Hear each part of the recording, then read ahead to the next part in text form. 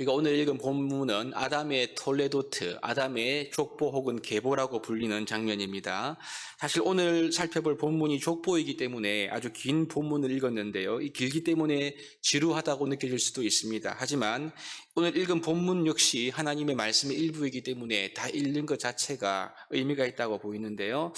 아담의 족보에서는 모두 총 10명의 인물이 나옵니다. 이 10명의 인물을 통해서 아담에게 약속했던 하나님의 언약이 이어지는 것을 볼 수가 있는데요. 가만히 보시면 오늘 본문에는 반복적인 특징이 있습니다. 그것은 낳고, 살고, 죽었더라. 이 세 가지가 반복되어서 계속적으로 일정하게 나오고 있는 것을 보게 되지요.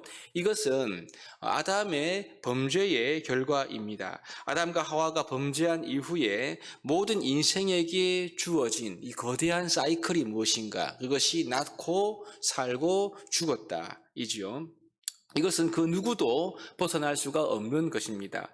하나님께서 선악을 알게 한 나무 열매를 먹으면 네가 정령 죽을 것이다 라고 말씀했고요. 사탄은 반대로 네가 결코 죽지 아니할 거라고 거짓말했습니다.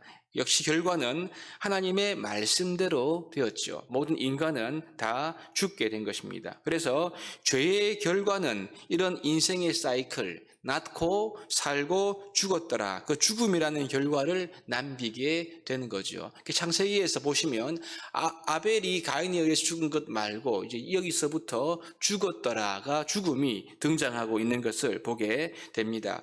여러분, 하지만 하나님을 알지 못하는 사람들 혹은 성도 중에서도 일부는요, 지금 심지어 교회 나오지만 여전히 죽음이 없는 것 같은 삶을 사는 사람이 종종 있습니다.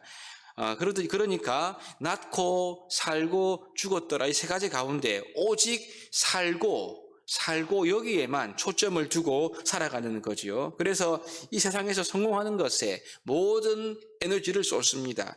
많은 재물과 재산을 모으는 여기에 관심을 다 가지고 있는 거지요. 힘과 권력을 얻기 위해서라면 수단과 방법을 가리지 않는 것, 이것이 바로 오늘 살고에만 집중하는 인생의 특징이라고 볼 수가 있는 거죠. 그러다가 어느새 죽음이 다가오면요, 그제서야 후회하기도 하고 죽지 않으려고 발버둥을 치기도 하는 것을 보게 됩니다. 하지만 그 누구도 살고 다음에 오는 죽었더라 이 죽음을 피할 자가 아무도 없는 거죠. 이것이 죄로 인해 타락한 인생의 본 모습이다. 이것을 우리가 깨달을 수가 있겠습니다.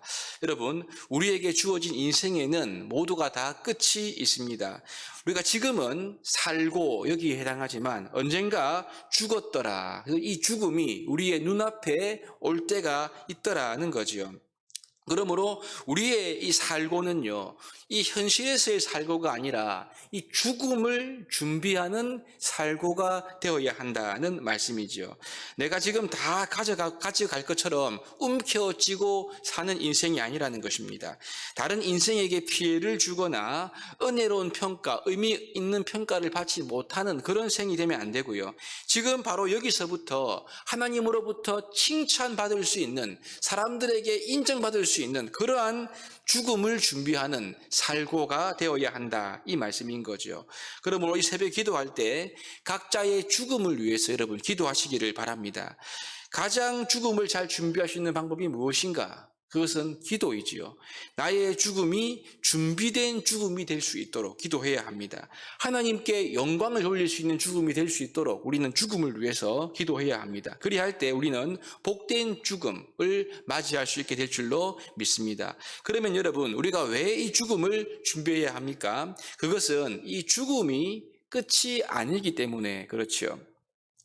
오늘 이 아담의 긴 족보 가운데 아담의 7대 손에 위치하고 있는 이 에녹을 보십시오. 에녹의 이야기에서는 하나님께서 뭔가 새로운 이야기를 더 첨가하고 있습니다. 이것은 죽음 너머의 삶이 있다, 이것을 우리에게 아주 희미하게 보여주고 있는 역할을 하고 있는 거죠. 22절을 보시면 에녹은 무드셀라를 낳은 후 300년을 하나님과 동행하며 자녀들을 낳았으며 라고 이렇게 기록하고 있습니다. 지금 창세기 5장의 족보 이야기에서 낳고 살고 죽었더라라는 이 일반적인 패턴 속에서 에녹에 와서는요, 하나님과 동행하였다는 사실을 지금 언급을 하고 있는 거죠. 이것도 한 번이 아니라 두 번이나 기록합니다. 다음 절 24절을 보시면요. 에녹이 하나님과 동행하더니 하나님이 그를 데려가심으로 세상에 있지 아니하였더라. 그렇게 기록을 하고 있습니다. 여러분, 구약에서 죽음을 보지 않고 올라간 인물을 두 명을 꼽지요. 첫 번째는 엘리야이고 두 번째가 이 에녹입니다. 우리가 에녹은 성경에 자세한 기록이 없기 때문에 잘 알 수는 없지만요. 신약의 유다서의 기록을 보시면 에녹이 아마도 당대에 선지자의 역할을 했다는 것을 우리가 충분히 짐작해 볼 수가 있지요. 그렇기 때문에 이 하나님과 동행했다. 이 말은요. 하나님의 말씀을 사랑했고 하나님 말씀대로 순종했고 또 그 말씀을 세상에 증거하는 삶을 살았다. 이렇게 우리가 볼 수가 있는 것입니다. 하나님의 말씀에 순종하고 하나님과 동행했던 이 에녹을 기록하면서 이 모세는요. 그냥 죽었더라가 아니라 하나님이 그를 데려가셔서 세상에 있지 않았다. 이렇게 말하면서 마치 영원한 삶이 있다는 것을 우리에게 여운으로 남기고 있는 것을 보게 됩니다. 여러분 그렇습니다. 히브리서 9장 27절에 보시면 이렇게 말씀하지요. 한 번 죽는 것은 사람에게 정해진 것이요. 그 후에는 심판이 있다라고 우리에게 말씀합니다. 죽음이 끝인가? 그렇지 않다는 말씀이지요. 죽음 이후에는 하나님의 심판이 있음을 분명히 말씀하고 있습니다. 이것은 진리이고 그 누구도 피해갈 수 있는 것이 아니지요.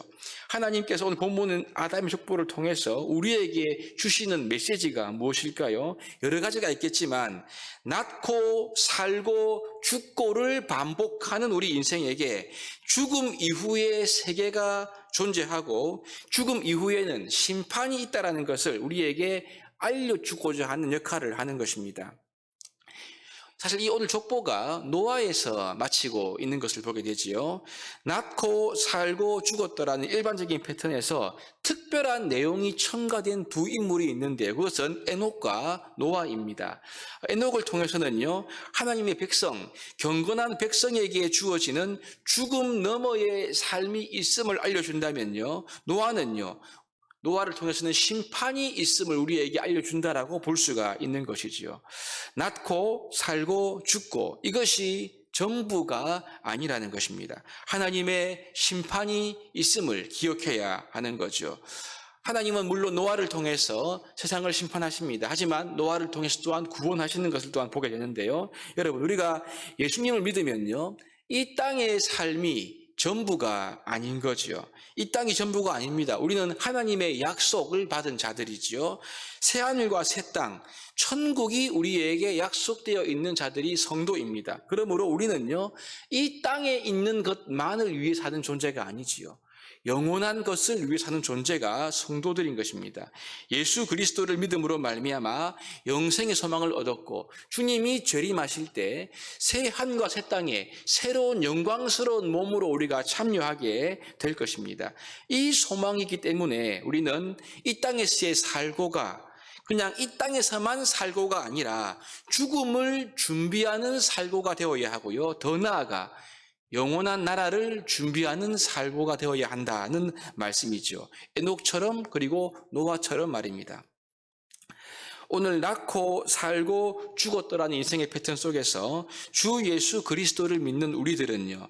이 세상의 이 패턴에 갇힌 자가 아님을 믿어야 합니다. 영원한 세계, 천국, 새하늘과 새 땅을 소망하면서 살아가는 존재임을 기억하고 우리가 죽음을 준비할 뿐만 아니라 믿음으로 심판을 넘어서 영원한 천국을 준비하는 복된 삶을 사는 저와 여러분 될 수 있기를 주의 이름으로 축복합니다.